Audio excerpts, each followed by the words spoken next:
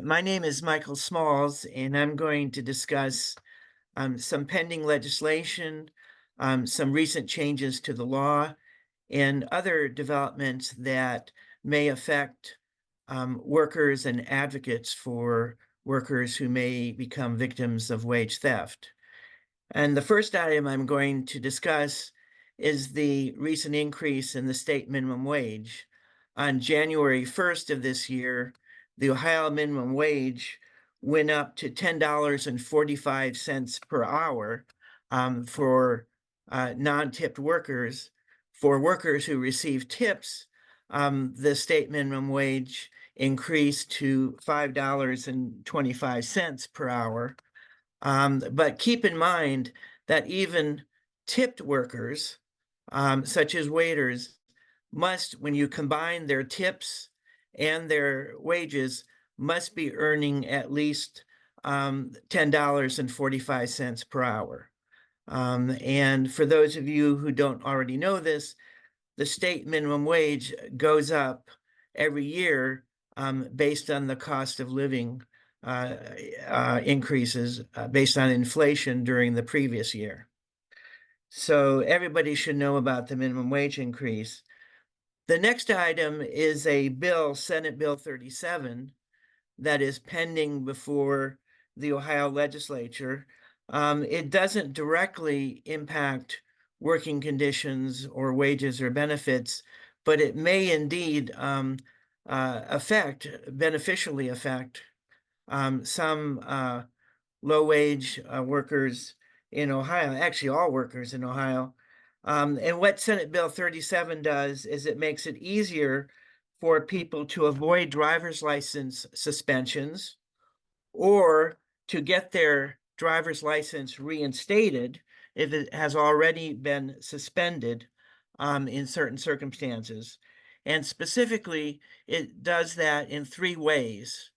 First, it removes the penalty of a driver's license suspension for any drug crime that is a misdemeanor, as well as for um, certain felony crimes.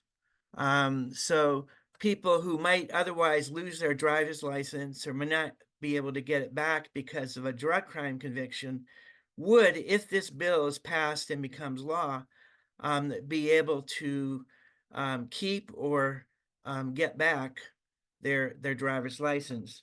And the two other significant changes in Senate Bill 37 are that it greatly limits the circumstances under which someone who owes child support can have their license suspended, will be subjected to a driver's license suspension. Under current law, if somebody isn't paying child support, even if it's for reasons beyond their control, they may have their driver's license suspended. And this new law would make it much harder for the government to suspend someone's driver's license for that reason. And the final change in Senate Bill 37 is that it eliminates the suspension of automobile registration rights and impoundment of automobile license plates as penalties for operating an automobile or any other motor vehicle without car insurance. Right now, and this will still be the case that people will be required by law to have car insurance. But if this law passes, that the penalty would no longer include automatic elimination of their license plates and their registration, their car registration. So that could be helpful to some workers. The next topic I'm going to cover is Senate Bill 96.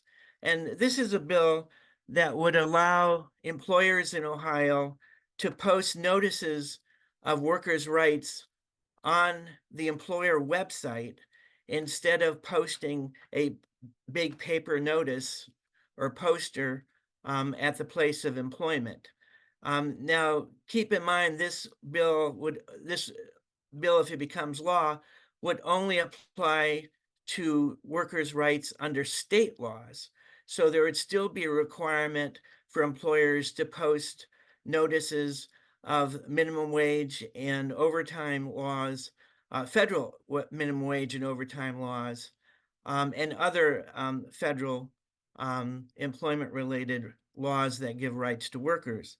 However, it would mean that if it passes and becomes law, would mean that employers would no longer have to post written notices at the place of employment for such laws as the Ohio Child Labor Law, the Ohio Minimum Wage and Overtime Law, as opposed to the federal law, the Ohio Civil Rights Laws, and the Ohio Prevailing Wage Law, which affects construction workers on major public construction projects. This bill has already been passed by the Ohio Senate, and it's now pending before the House Commerce and Labor Committee, and that committee so far has heard both sponsor and proponent, that is, a supportive testimony. The next item is a bill that would definitely be helpful to potential victims of wage theft, and that is House Bill 106. It requires employers, Ohio employers, to provide pay stubs to their employees. Unlike many other states, Ohio law does not currently require that. An employer, you know, under current law, doesn't have to give you anything in writing regarding your wages. But that would change if House Bill 106 becomes law. That's important because it would be much easier to detect wage theft, to prove a case of wage theft, and to educate workers about wage theft if employers were required to provide pay stubs to their employees. The Ohio House has already passed House Bill 106, and it is now being heard by the House Commerce and Labor Committee. In fact, the House Committee has already heard both sponsor and proponent testimony. So this bill, I think, has a very good chance of being passed by the General Assembly this year. And I might also add that two other bills I discussed on labor law notices and driver's license suspensions are also likely, not certain, but likely to be passed by the state legislature this year. The next bill I'm going to discuss, unfortunately, although it's a great bill, has a much lower chance of being passed by the current legislature, which is very conservative. And that is Senate Bill 146, which increases the state minimum wage to $12 this year, and then $1 per hour additionally in 2025 and in 2026, and it would go up to $15 in 2027.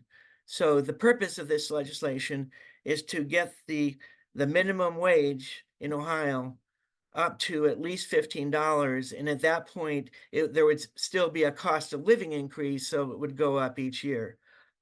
It's not really that radical a change because, as you know, wages have gone up somewhat in recent years, as has the cost of living, unfortunately. But it is a step forward.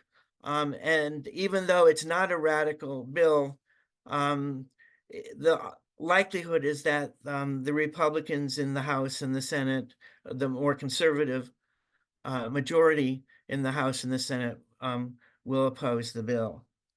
There is a similar likelihood of, there are similar prospects for the next bill I'm going to discuss, which is Senate Bill 180. Senate Bill 180 would provide unemployment compensation benefits to strikers. Now, that may sound like a radical idea, but there are a couple of states that already do that. So it's not unprecedented.